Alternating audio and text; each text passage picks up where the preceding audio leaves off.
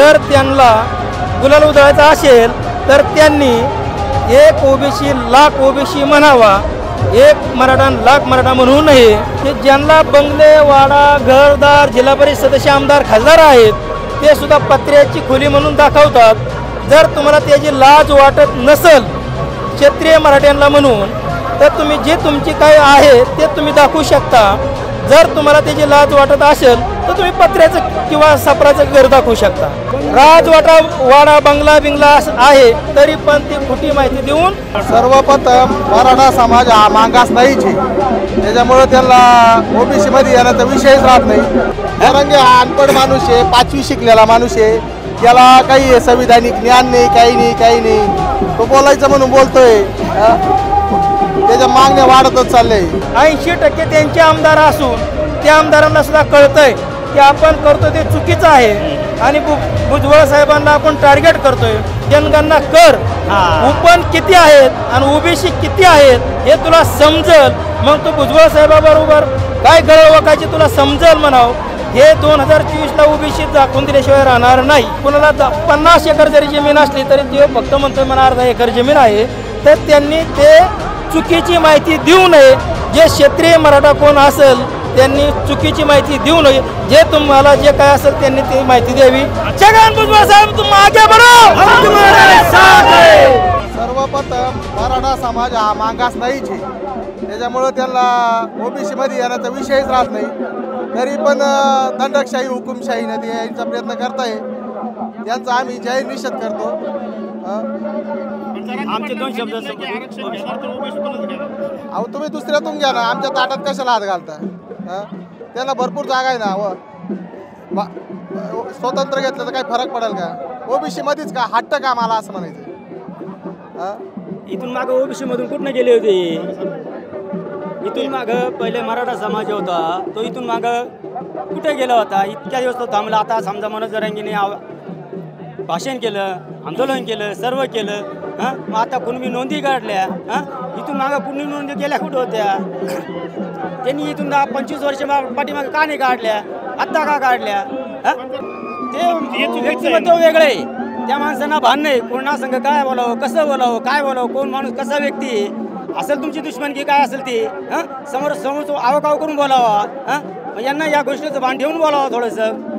कोण माणूस काय ओबीसी नाही, आता कोण भुजबळ साहेब असतील, जरांगे साहेब असतील, एकमेकांवर टीका न करता। जरांगे हा अनपढ माणूस आहे, 5वी शिकलेला माणूस आहे, त्याला काही संविधानिक ज्ञान नाही, काही नाही।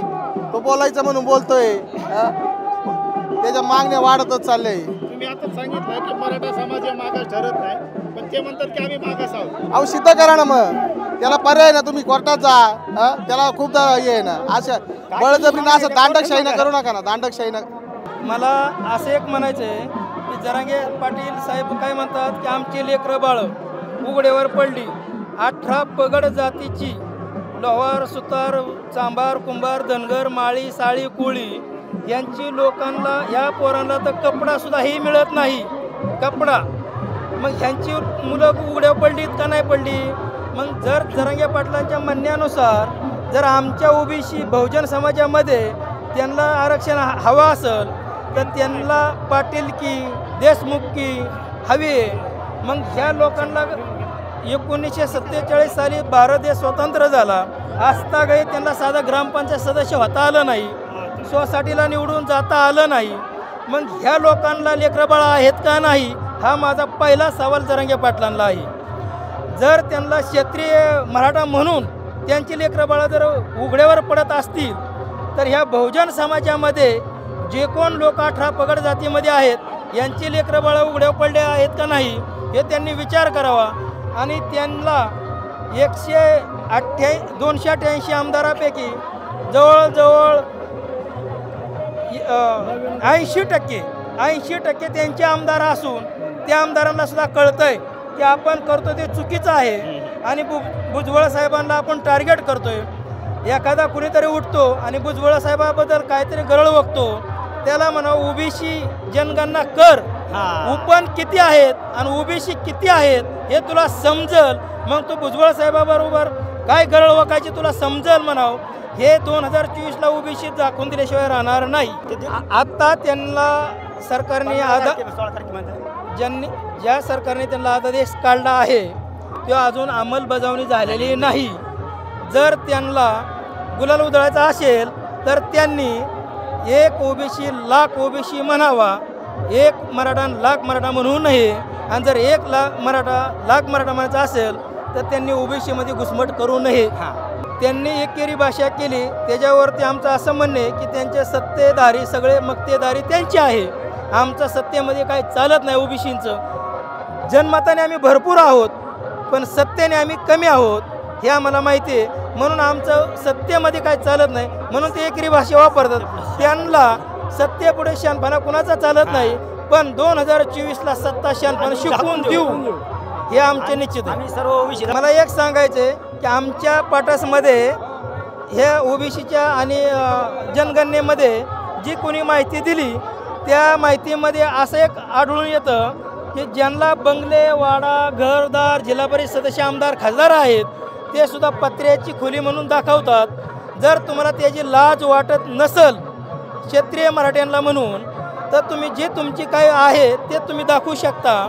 जर तुम्हाला त्याची लाज वाटत असेल तर तुम्ही पत्र्याचं किंवा सापराचं घर दाखवू शकता. म्हणजे सिमेंटचं घर असून सुद्धा मातीचं घर खोटी आहे. माहिती देतात. सिमेंटचं नव्हे, वाडा बंगला बिंगला आहे तरी पण ती खोटी माहिती देऊन जवळजवळ 288 ते प्रश्न आहेत, त्यातले सगळे प्रश्न खोटं करून कुणाला 50 एकर जरी जमीन असली तरी ते फक्त म्हणतोय मला अर्धा एकर जमीन आहे. तर त्यांनी ते चुकीची माहिती देऊ नये. जे क्षेत्रीय मराठा कोण असेल त्यांनी चुकीची माहिती देऊ नये. जे तुम्हाला जे काय असेल त्यांनी ती माहिती द्यावी. 100% आक्षेप आहे. 100 हात वर करा.